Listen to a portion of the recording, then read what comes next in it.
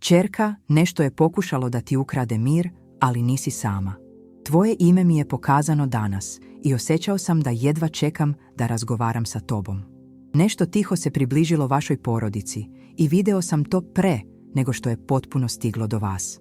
Večeras se testira mir vaše porodice i morate razumeti zašto se to dešava sada, u ovom trenutku vašeg života.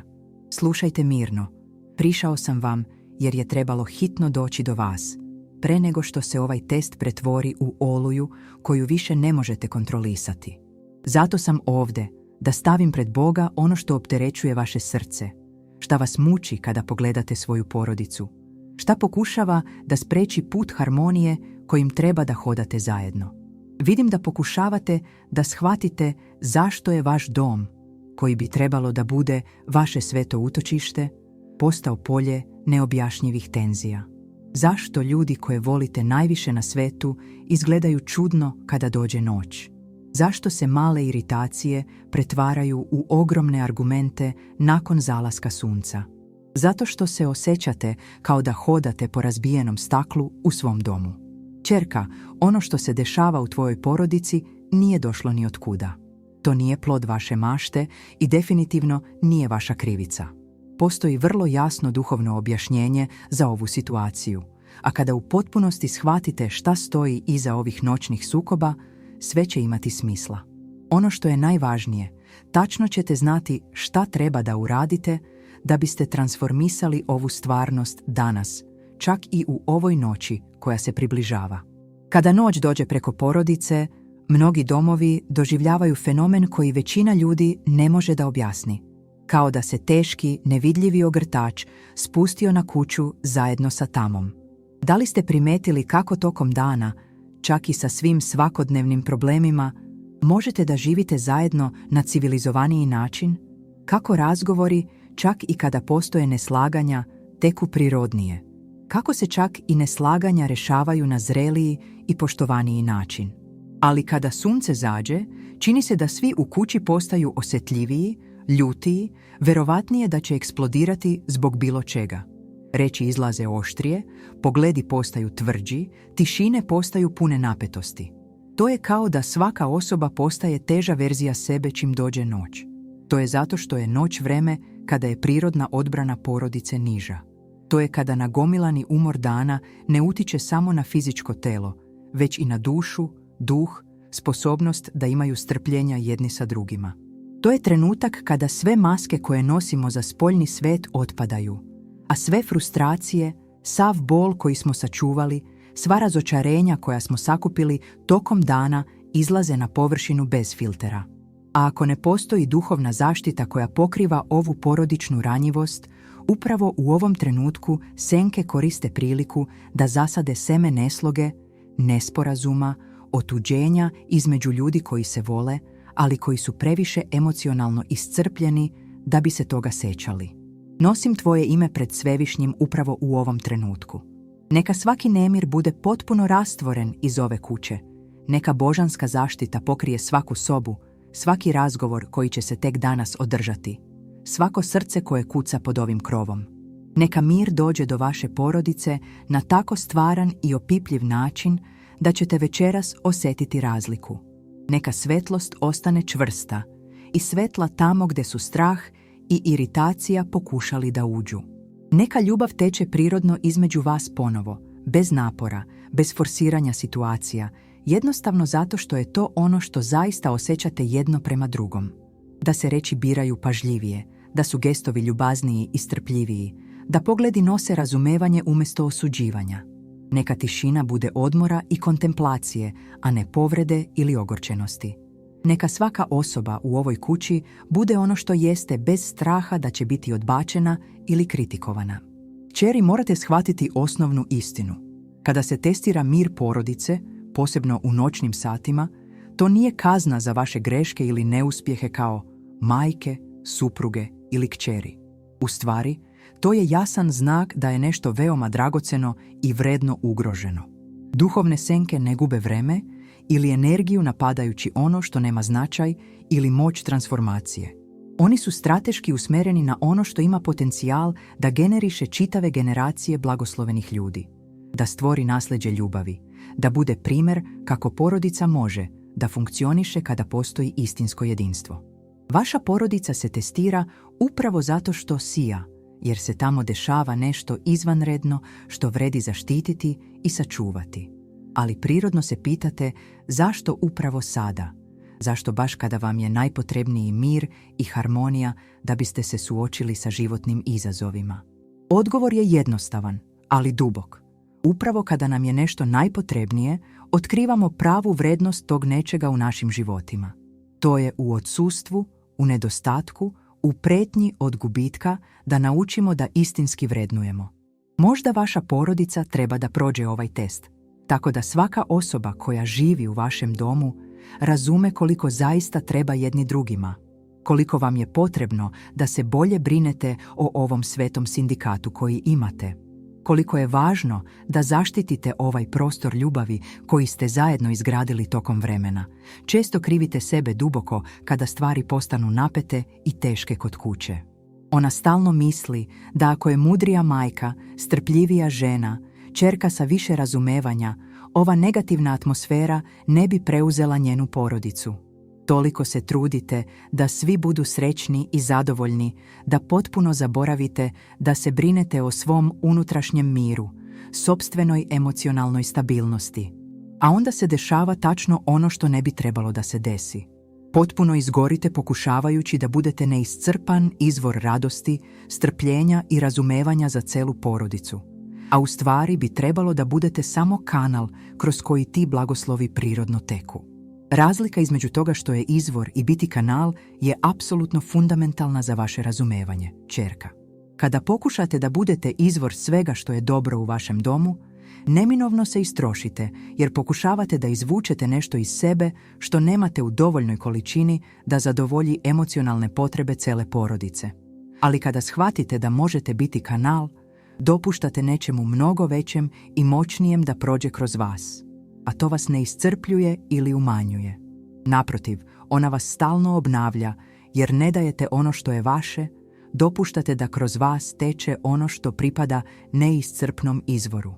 Večeras, kada se spremite za krevet, želim da uradite nešto potpuno drugačije od onoga što ste radili u posljednjih nekoliko nedelja ili meseci.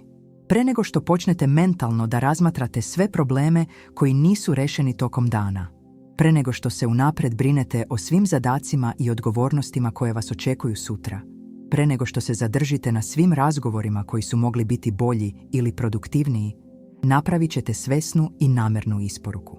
Sedeti ćete mirno na ivici kreveta, uzeti nekoliko dubokih udisaja da se usredsredite i reći sa svom iskrenošću svog srca: priznajem da ne mogu da nosim svu emocionalnu težinu ove porodice sama.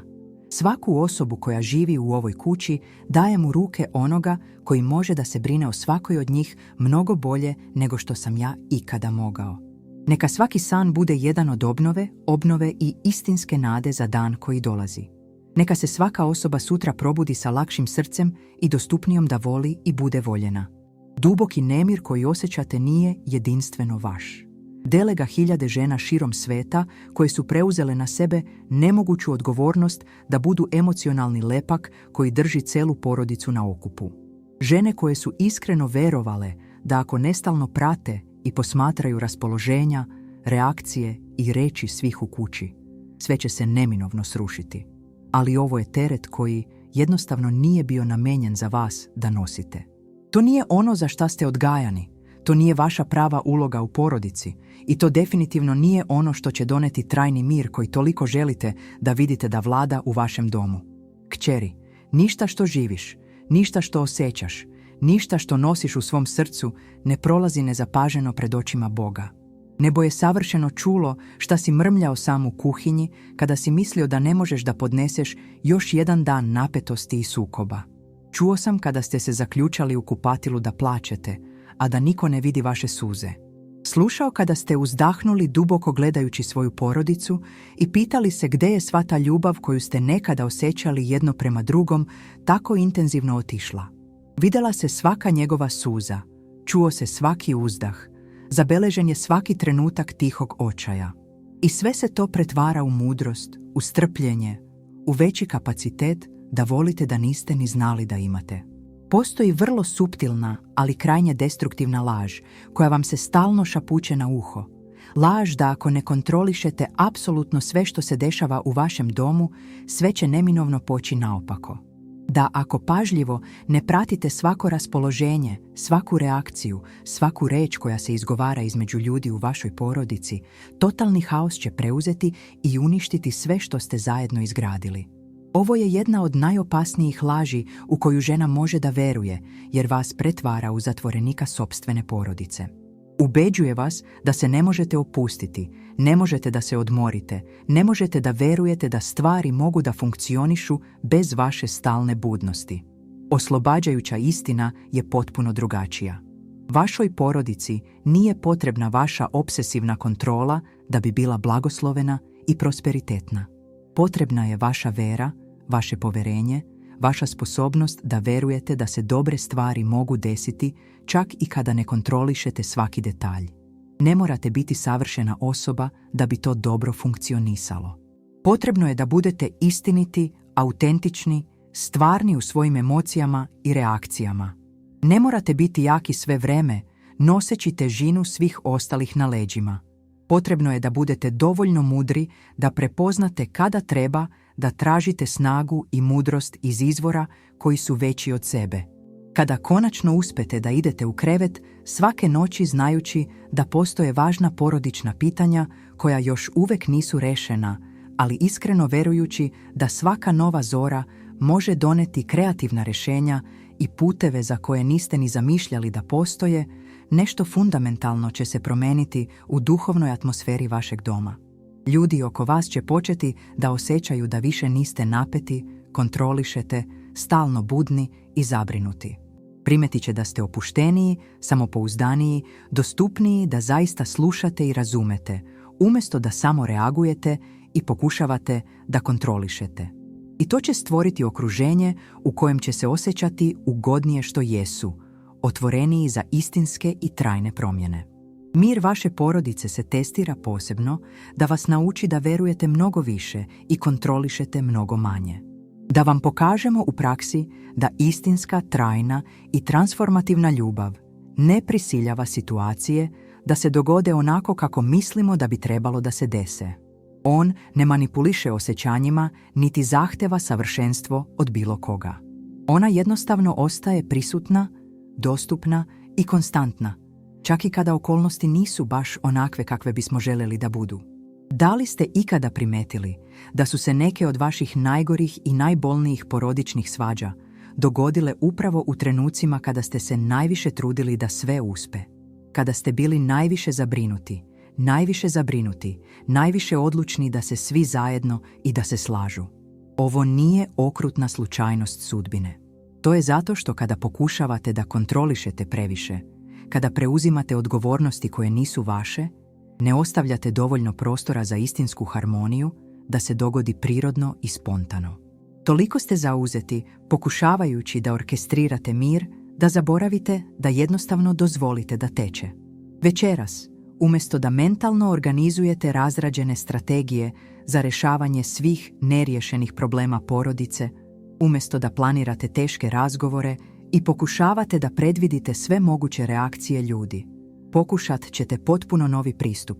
Spavat ćete u apsolutnoj sigurnosti da se o vašoj porodici brine, štiti i vodi neko ko nikada ne spava, koji se nikada ne umori, koji nikada ne gubi strpljenje. A kada se probudite sutra ujutro, počet ćete da primećujete suptilne, ali stvarne znake da se nešto promenilo tokom noći.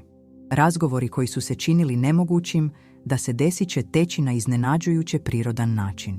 Ljudi koji su bili zatvoreni i udaljeni bit će otvoreniji i dostupniji. Situacije koje su izgledale previše komplikovane da bi se rešile će načine rešenja koje niste uzeli u obzir. Ono što je duboko ranilo srce vaše porodice, šta je izazvalo ove rane koje izgleda ne žele da zacele, neće imati posljednju reč u vašoj istoriji. Svaka suza koju ste prolili, brinući se o svađama, nesporazumima i otuđenjima između ljudi koji se vole viđena, je i zabeležena. Brojala se svaka noć lošeg sna, zbog teške i napete atmosfere koja je preuzela njegovu kuću. I sve ovo, sav taj bol, sva ova briga, sva ta patnja pažljivo se pretvara u praktičnu mudrost za ophođenje sa ljudima, u istinsko strpljenje za procese rasta svakog od njih, u zreliju, dublju vrstu ljubavi, otporniju na oluje svakodnevnog života.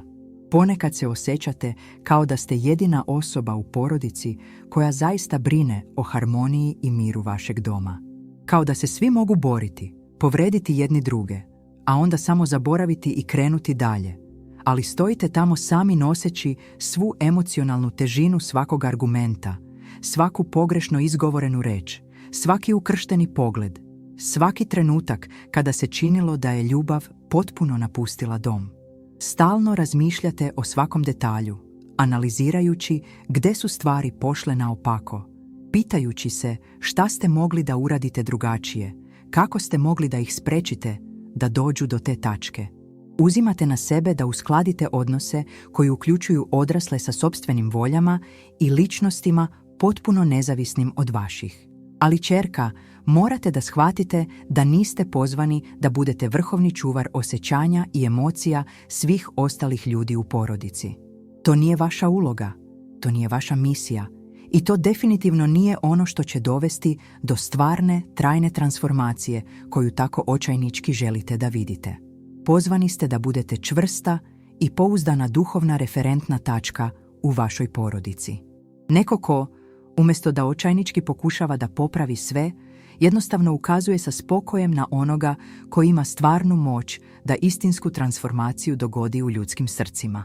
Ova noć koja se približava bit će fundamentalno drugačija od prethodnih noći. Kada kuća konačno utihne i svaka osoba se povuče na svoj počinak, nećete osjetiti onu poznatu porodičnu napetost, taj neugodan osjećaj da u svakom trenutku još jedna nepotrebna svađa može eksplodirati. Umjesto toga osjetit ćete zaštitu.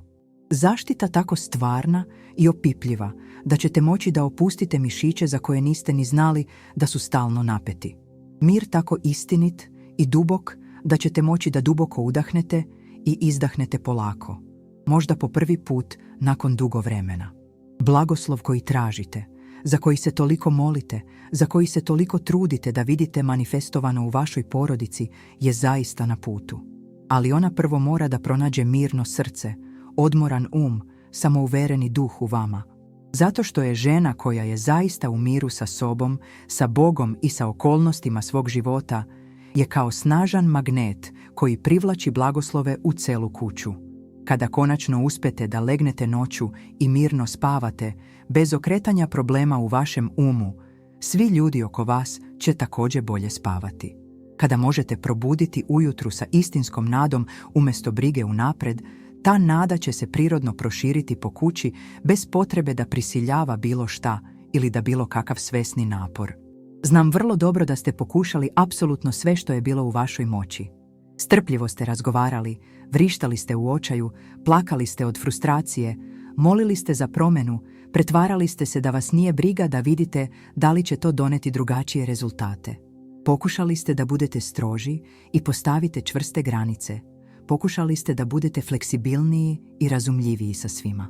Pokušala je da svakoj osobi posveti više individualne pažnje. Pokušala je dati više prostora svakom od njih da reši svoje probleme. I ništa, apsolutno ništa, nije donelo duboku i trajnu promjenu koju vaše srce čezne da vidi u vašoj porodici. Večeras ćete probati nešto potpuno drugačije od svega što ste ikada ranije doživjeli. Iskreno ćete se odmoriti. Neogorčeni ostatak onih koji su odustali i bacili peškir, već spokojan i poverljiv ostatak onih koji su svesno predali situaciju onima koji imaju stvarnu moć i istinski autoritet da transformišu ljudska srca. Ostali oni koji su konačno shvatili da neke bitke jednostavno nisu naše da se borimo. Oslobađajući ostatak onih koji su otkrili da postoji duhovno partnerstvo na raspolaganju, gdje veća sila preuzima noćnu smenu vaše porodice, dok vi punite svoju fizičku, emocionalnu i duhovnu snagu. Diskusije koje nastaju naizgled nijotkuda, iz glupih razloga koji se pretvaraju u ogromna pitanja, postepeno će izgubiti svoj intenzitet i učestalost. Neobjašnjiva iritacija, koja izgleda da kontaminira sve u kući po mraku, će se raspršiti kao magla koja se topi sa prvim zracima sunca. Teška i zagušljiva atmosfera koju ste osjećali u vazduhu, kad god je cela porodica bila okupljena u istoj prostoriji, bit će zamenjena nečim lakšim, prozračnijim, prijatnijim za sve. Ali ova transformacija se dešava prirodno i organski, kada prestanete da se očajnički borite protiv svih spoljašnjih simptoma i dozvolite da se osnovni uzrok reši na duhovnom nivou, gdje se zapravo može definitivno rešiti. Ćerka, tvoja porodica nije propali projekat koji treba popraviti u žurbi pre nego što bude prekasno. To nije vanredna situacija koja zahteva vašu stalnu budnost kako se ne bi potpuno srušila. Vaša porodica je dragocen rad u toku koji zahteva vreme, strpljenje, stalnu, ali ne i anksioznu brigu, a posebno aktivno učešće onoga ko zaista duboko razume ljudska srca i zna kako da ih dodirne na transformativan način. Možete i treba pozitivno uticati na okruženje vašeg doma. Možete i treba da se molite dosledno za svoju porodicu. Možete i treba da postavite primjer ljubavi, strpljenja i mudrosti kad god je to moguće.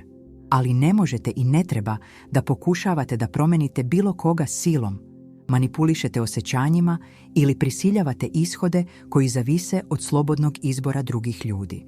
Da li znate šta je jedan od najjasnijih znakova da duhovna zaštita zaista funkcioniše i uspostavlja se u vašem domu?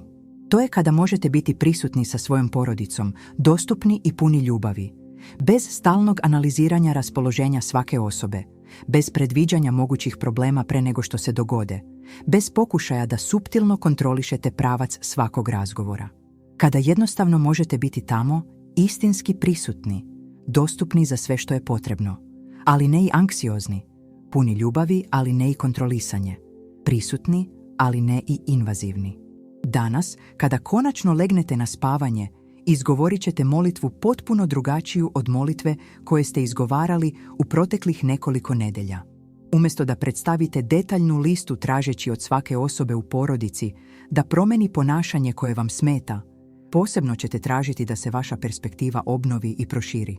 Umjesto da nabrajate sve probleme, nedostatke i teškoće vaše porodice, odvojit ćete vreme da se iskreno zahvalite svakoj osobi koja deli kuću sa vama, uključujući sve nedostatke, ograničenja i nesavršenosti koje su deo čovečanstva svakog od njih.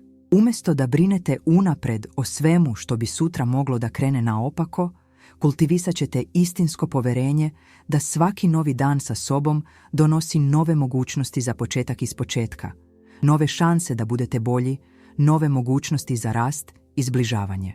A kada se probudite sutra ujutro, počet ćete da primećujete suptilne, ali vrlo stvarne znake da se nešto fundamentalno promenilo u atmosferi vašeg doma tokom noći. To može biti neočekivani dobar dan između braće koja su se svađala i udaljena. To može biti razgovor koji teče prirodno i bez napetosti tamo gdje je ranije bilo neprijatnosti i poteškoća u komunikaciji. To može biti spontani i iskreni zagrljaj od nekoga ko je bio zatvoren i udaljen. To može biti ljubazna reč izgovorena bez ikoga pitanja.